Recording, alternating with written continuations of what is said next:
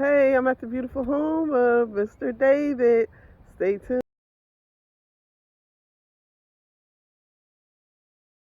It's your girl, Yvette Rawlison, and I'm here to start the series of Dear Black Man, and I'm here at the beautiful home of Mr. David, and we're going to have a very candid discussion about unrecruited love, no pejorative stereotypes. If you don't know what it means, look it up. All right, it's your girl.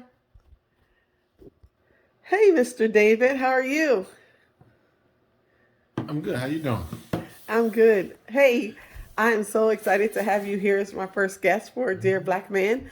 And you know, Black Man was designed to provide unity between the black woman and the black man. So we're going to have a candid discussion today about some different things. Would you like to tell the audience how you know me, first of all? You want the truth or the lie?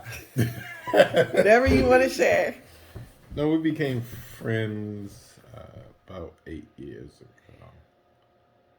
Yeah, 8 years ago.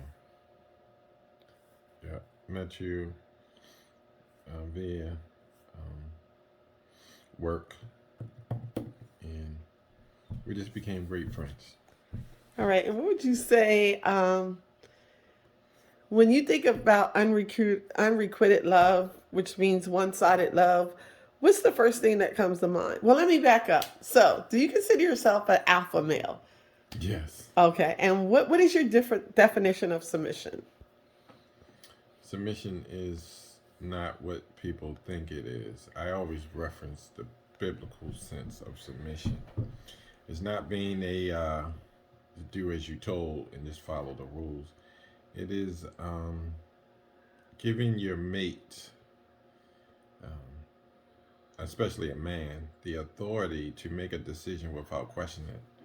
I believe that in our culture, especially in the black culture, um, women are taught that submission is wrong, and which is incorrect because we submit to any and everything at will. We submit to our employers. We submit to the will of the world, but you won't submit to your mate. Okay. Having said that, the reason why I had you describe what type of male you are, what type of man you are, because when we talk about unrequited love, no pejorative stereotypes, we're talking about one-sided love and the stereotypes that black men think of when they think of women and submission and becoming a wife. So why aren't you married? Let's I start was there. married. Okay, you were married. Mm-hmm. So why do you think you're not married now? Being scared. Scared of the unrequited love, the one-sided love? No, it's not that. It's being scared that of getting hurt again. Okay. Um, So that's the pejorative stereotypes I'm talking about. That's what we want to change. So black men always think black women are out to hurt them. So the reason for these conversations, what can we do to change that? Okay, let's take us for instance. We're friends, mm-hmm. but at one time we called ourselves dating, correct? Correct. Why do you think it didn't go anywhere? At one time we spoke about marriage. Mm-hmm. We did. So why are we just friends 7 years later? Why are we friends? And you can be totally honest. Hey, um, because we became great friends. We kind of became best friends. But during that friendship,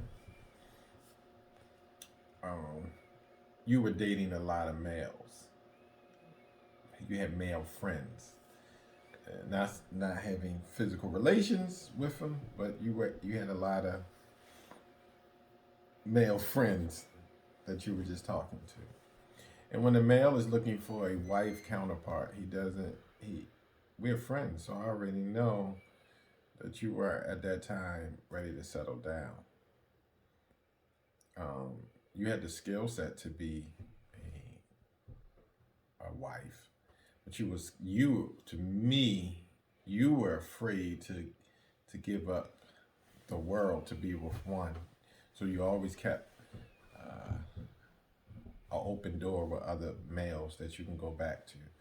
You just Other males males. I don't know. or other.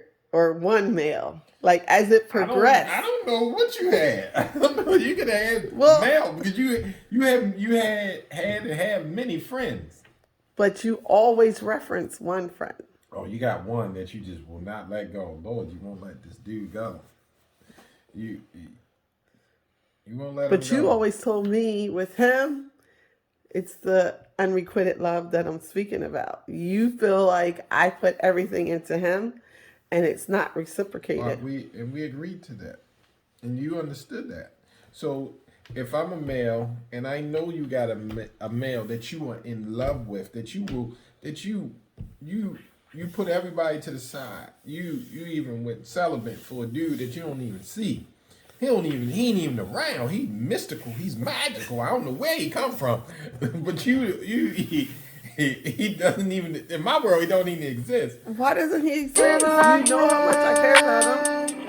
He's on an assignment outside of the country. Like this, he's not a top secret. So here's you are an example of I what protect. No, you are an example of what I said. Here's a man that is unavailable to you, but you're sitting around not taking men or men's that you have dated that have been good, suitable mates for you serious because you're hoping for this one man that is not, that you're showing all this love and commitment to, but he's not showing you none of that. He's not. But how do you figure? If when you talk about him, I smile. When I see him for a few days, I smile. You ain't seen him. You only see him maybe once, if that, a year, or once every 2 years. That's not every 2 years. But what if we talk every day? We communicate every day. That doesn't make a relationship. Okay, that's the unrequited love. But you're putting me in the center. Who at your age is having a relationship with a man via text and some phone calls? It's not emotionally, not physically. And how do you figure? Because he's not in Pennsylvania right now. He's not available to you no matter what. Explain. Like the audience needs to know, because we're setting the context. We're setting the thing. I need to know your perspective, because to me, he's available. He's not married. He's not in Pennsylvania right now. We communicate very often. But we have something that I believe is a deep connection. And he's everything that I want in a man. He's intelligent. He's stern. Listen to you. That's the reason why no man is going to marry you. Because if the man that is all this to you and you're not married to him, how much sense does that make?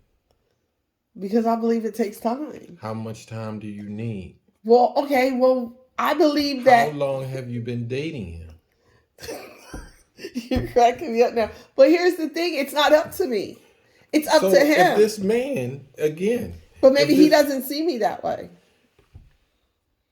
So if he don't see you that way, then why are you holding on to him? But what says I'm holding on? What do you need for him to show you that it's like that?